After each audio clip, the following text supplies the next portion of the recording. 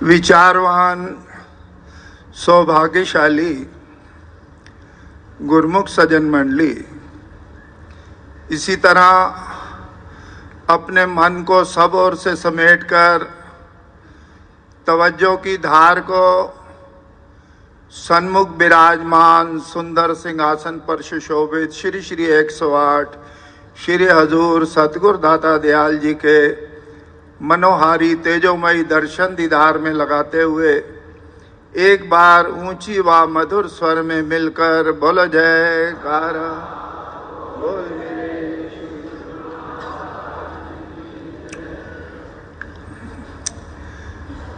विचारवान गुरुमुखों, जब जब भी गुरुमुख जन दर्शन करते हैं ये नज़ारा देखकर हर्षित होते हैं। चौ और छाई हैं खुशियाँ 14 मंगलाचार, इस अनमोल घड़ी की सबको मुबारक लाखों बार।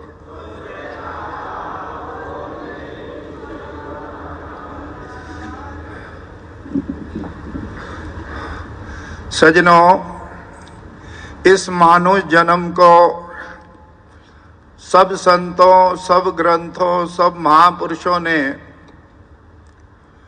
उत्तम श्रेष्ठ महान बताया है।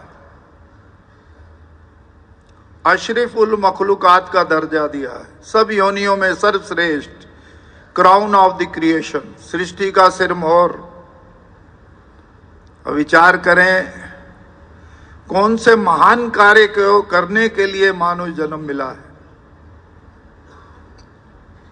जिन्हें सत्संग की घड़ियां प्राप्त नहीं, दुनिया वाले तो अपने आप को शरीर समझ के शरीर के रख रखाव में, परिवार की परवरिश में सारी श्वासों की पूंजी लुटा देते। विरले विरले करोड़ों में गिने चुने जाने वाले आप जैसे भाग्यशाली, जिनके पिछले जन्मों के शुभ संस्कार फल देने पे आते हैं, उन्हें भाग से महापुरुषों की सोबत संगत मिलती है। उनके प्रवचनों से, उनके आशीर्वाद से अपने आप की पहचान होती है और पता चलता है कि मानव जन्म किस लिए मिला था। वाणी में लिखा है, गुण गोविंद गायो नहीं जन्म अकारत की। अगर गोविंद के गुणवाद नहीं गाए, अपने श्वासों को सतगुरु के नाम सुमरण ध्यान में नहीं लगाया, तो ये अनमोल मानुष तन व्यर्थ चला जाएगा। गुण गोविंद भी कैसे गाओ? आज साध का संग मिला है तो गा लिया, फिर भूल जाए ऐसा नहीं।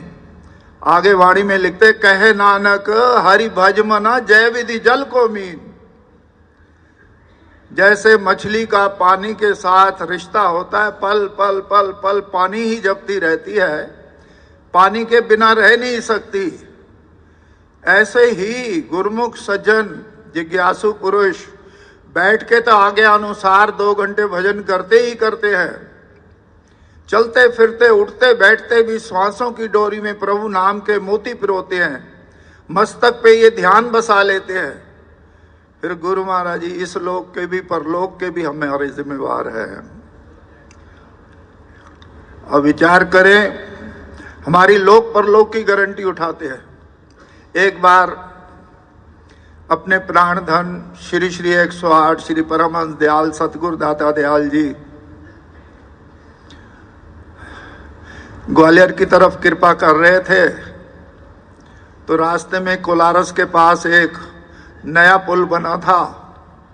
अभी उसका निर्माण हो रहा था, पुराने पुल से ही गाड़ियां जा रही थी। तो थोड़ा जाम लगा तो एक इंजीनियर आ गया महाराज जी के पास, ठेकेदार था। गुरु महाराज जी ने फरमाए, तुम बनवा रहे हो पुल? आके जिया। कि इसकी कोई गारंटी है? आके जिया। कितनी गारंटी है? कि जब तक हमें पूरी पेमेंट नहीं मिली। गुरु महाराज फरमाया, हमारी शरण में तो जो आते हैं हम तो लोक परलोक की गारंटी उठाते हैं।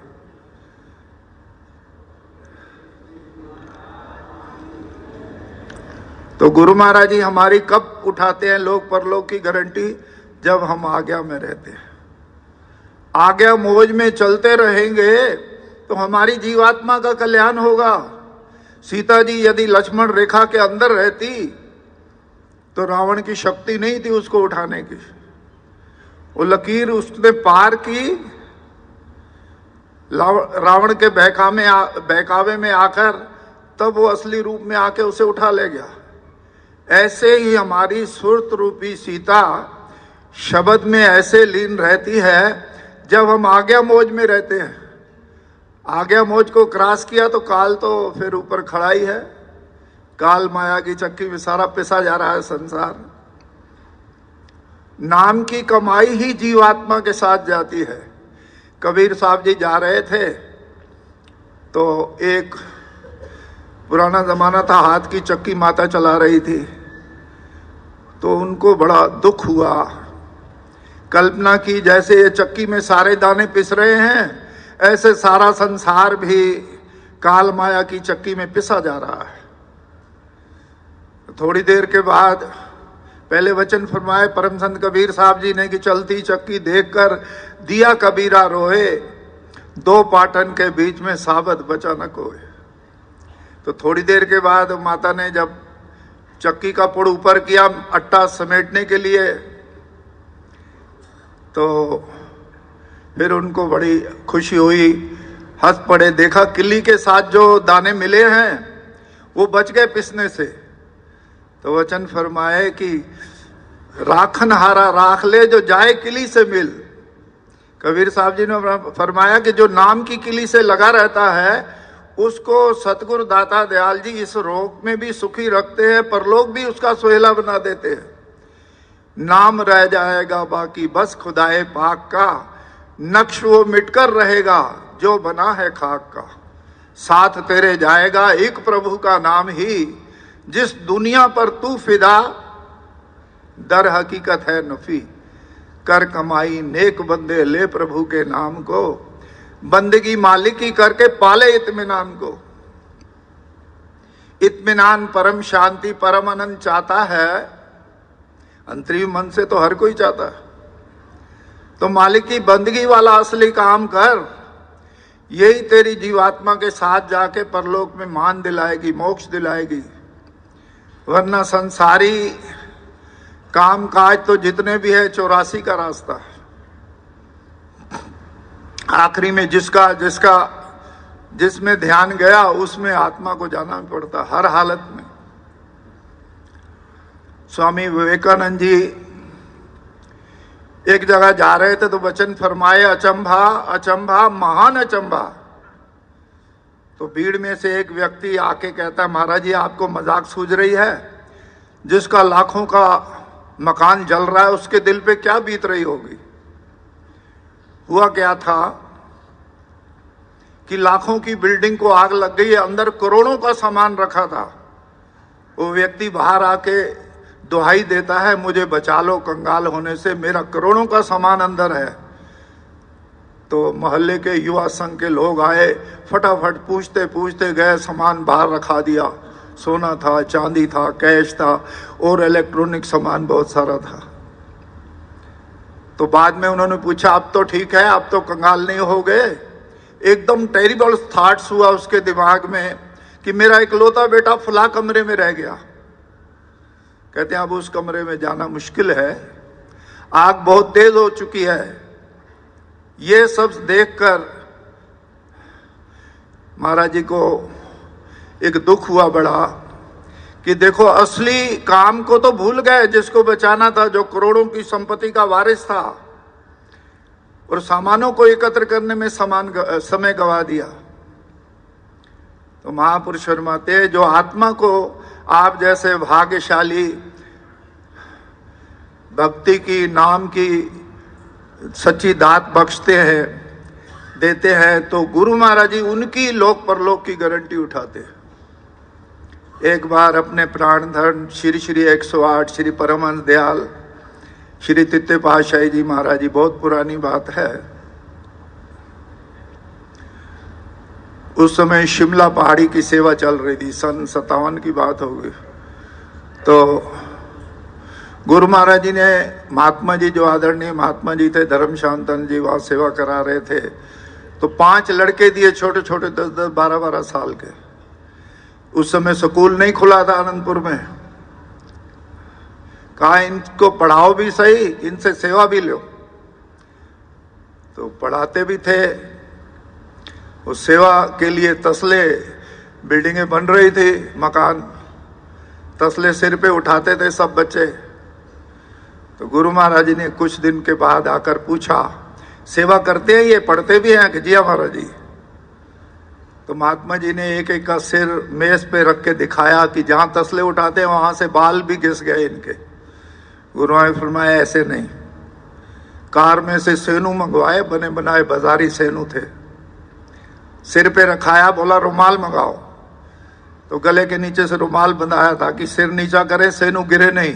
सबके सिर पे सेनू रखा के बंधवाए कि ऐसे इनसे सेवा लो। तो हम भी अपने मन को जब टाइट करके गुरु की आज्ञा में चलते हैं तो गुरु महाराज जी की प्रसन्नता भी मिलती है, लोक परलोक का सच्चा धन भी मिल रहा है, और जन्मों से बिछड़ी आत्मा का परमात्मा से मेल होता है। तो इसी एकमात्र लक्ष्य के लिए मानव जन्म मिला है।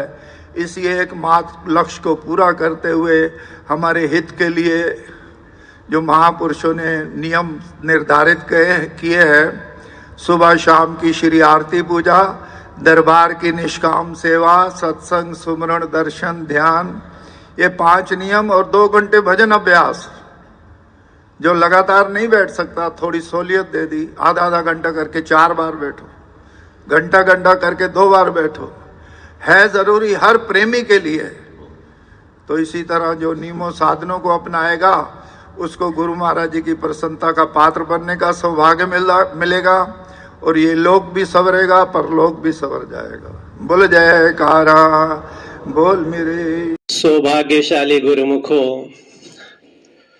अपने नेत्रों के सन्मुख सुंदर सिंहासन पर विराजमान श्री परमहंस अद्वैत मत के शाश्वत ज्योति स्तंभ श्री श्री 108 श्री परमहंस महान विभूतियों के एवं जन जन के हितैषी हर एक सेवक को अपने शुभ आशीर्वाद से करतार्थ करने वाले श्री श्री 108 श्री हजूर श्री सद्गुरुदेव महाराज जी के परम कल्याणकारी, परम मंगलकारी श्री दर्शनों का अमृत पान करते हुए प्रेम सहित मिलकर बोलो जयकारा बोल मेरे श्री गुरु महाराज की जय। सौभाग्यशाली गुरुमुखो, ये जो श्री सद्गुरुदेव महाराज जी ने हम सेवकों को नाम की बख्शिश की है, ये श्री सद्गुरुदेव महाराज जी के हम जीवों पर अनंत अनंत उपकार हैं। सद्गुरु द्वारा बख्शे हुए नाम में ऐसी शक्ति है कि जिसके सुमिरण के प्रताप से जीव के जन्म जन्मांतर के पाप नष्ट हो जाते हैं। पापी जीव भी जब इस नाम का सुमिरण करता है तो वह भी पावन बन जाता है। यहां तक कि अगर महापापी व्यक्ति भी श्रद्धा पूर्वक इस नाम का सुमिरण करने लग जाए तो वह भी एक दिन पाक साफ निर्मल बनकर परमात्मा से मिलने के योग्य बन जाता है। जो जीव सद्गुरु द्वारा बख्शे हुए नाम का सुमिरण करता है उसका संपूर्ण जीवन सुख में बन जाता है। उसके लोक व परलोक दोनों संवर जाते हैं। इस नाम का सुमिरण करने वाले के जीवन से दुख कष्ट कठिनाइयां दूर हो जाती हैं।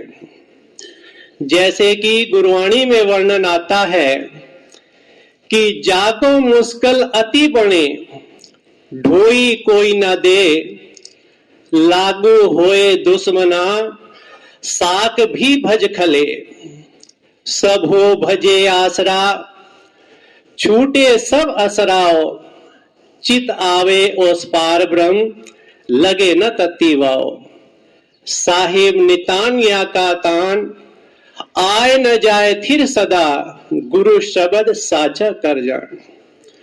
वर्णन करते हैं कि यदि किसी मनुष्य पर अत्यंत कठिनाई आ जाए और इस कठिनाई के समय में कोई भी उसका साथ देने वाला ना हो, शत्रुओं ने उसको चारों ओर से घेर लिया हो, उसके सगे संबंधी मित्र इत्यादि सभी एक एक करके उसका साथ छोड़ गए हों, इस कठिन परिस्थिति में कोई भी उसकी रक्षा और सहायता करने वाला ना हो, तो फरमाते हैं कि अगर ऐसी कठिन स्थिति में भी यदि मनुष्य के चित्त में मालिक का नाम बस जाए, अर्थात वह श्वास श्वास में प्रभु के नाम का सुमिरन कर जाए ने लग जाए, तो उसे लेश मात्र भी दुख नहीं व्याप सकता।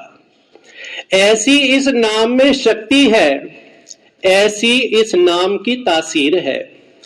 एक नाम ही है जो जीव के हर समय अंग संग रहकर उसकी सहायता और रक्षा करता है। गुरुमुखो, हमारा समय बहुत ही कीमती है, हमारा एक एक श्वास बहुत ही मूल्यवान है, लेकिन कई बार हम मन के कहरावे में आकर या प्रमाद या गफलत में पड़कर भक्ति के नियमों को पूरा करने में भूल जाते हैं।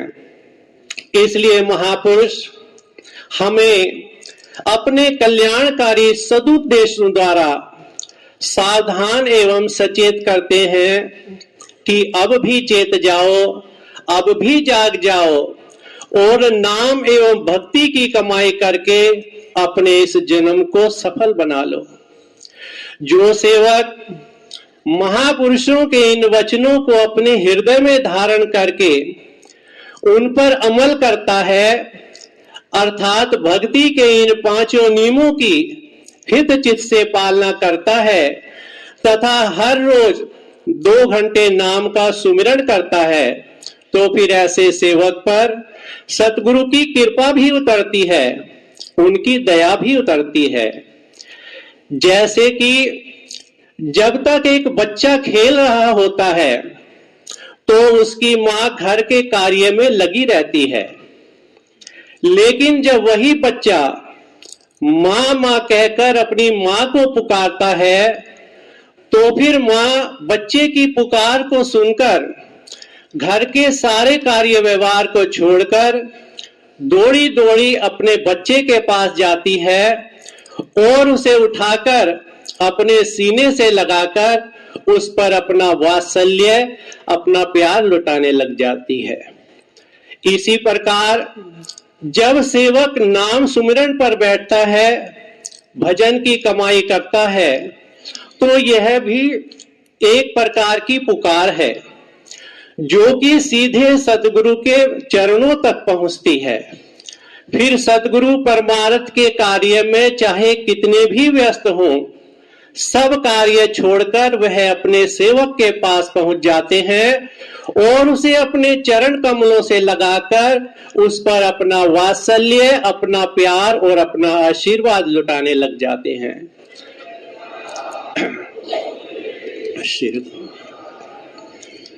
गुरुमुखों, सतगुरुदेव जी सर्वव्यापक हैं, वे हर जगह मौजूद हैं। ऐसी कोई जगह नहीं जहां पर वो मौजूद ना हो, बस हम इन बाहरी आंखों से उन्हें देख नहीं पाते। यदि एक ही समय में हजारों नहीं, लाखों नहीं, करोड़ों मनुष्य भी उन्हें एक साथ पुकारे, तो भी वे क्षण भर में पहुंचकर अपने सेवक की सहायता और रक्षा करते हैं। बस हमारी पुकार में तड़प और अंतर हृदय से होनी चाहिए। तभी तो कहा है कि गुरु की ओट सदा उर्धारी, रक्षा करते बन महतारी, कि जिसने भी अपने श्री सतगुरुदेव महाराज जी का सच्चे हृदय से ओट आसरा लिया है, तो फिर श्री सतगुरुदेव महाराज जी ने भी महतारी अर्थात मां बनकर उसकी रक्षा की है। न केवल उसकी रक्षा की, बल्कि उसे भव सागर से पार ही कर दिया है। इसलिए गुरुमुखो, अब हमारा ये कर्तव्य है कि जो महापुरुषों ने हम जीवों के कल्याण के लिए भक्ति के 5 सरल एवं सुगम नियम निर्धारित किए हैं, इन 5 नियमों की प्रतिदिन हितचित से पालना करें और हर रोज 2 घंटे सदगुरु द्वारा बख्शे हुए नाम का सुमिरन करते हुए अपनी इस जीवात्मा का भी कल्याण करें और श्री सदगुरुदेव महाराज जी की प्रसन्नता के पात्र बने। बोलो जयकारा, बोल मेरे श्री गुरु महाराज की। आज की दिव्य सत्संग की, दिव्य दर्शनों की आप सभी गुरुमुखों को बहुत बहुत बधाई हो। ऐसे ही दिव्य अनुपम सत्संग सुनने के लिए इस चैनल को सब्सक्राइब करें, गुरुमुख जन तक अवश्य शेयर करें ताकि वह भी घर बैठे बैठे परम लाभ प्राप्त कर सके। बेल आइकन प्रेस करना ना भूलें ताकि आने वाले सत्संग की अपडेट आप सभी गुरुमुखों को पहले ही प्राप्त हो जाए। कुछ गुरुमुखों को पता नहीं है कि बेल आइकन कहाँ होता है। जहाँ सब्सक्राइब का बटन होता है उसके बराबर में एक घंटी का बटन होता है, उस घंटी को बटन दबाकर आपको ऑल पर नोटिफिकेशन सेट करना है। बोलो जयकारा, बोल मेरे श्री गुरु महाराज जी की जय। सत्संग आप सभी गुरुमुख जन जरूर शेयर करें ताकि और भी गुरुमुख जन लाभ प्राप्त कर सके। प्रेम सहित मिलकर बोलो जयकारा, बोल मेरे श्री गुरु महाराज जी की जय।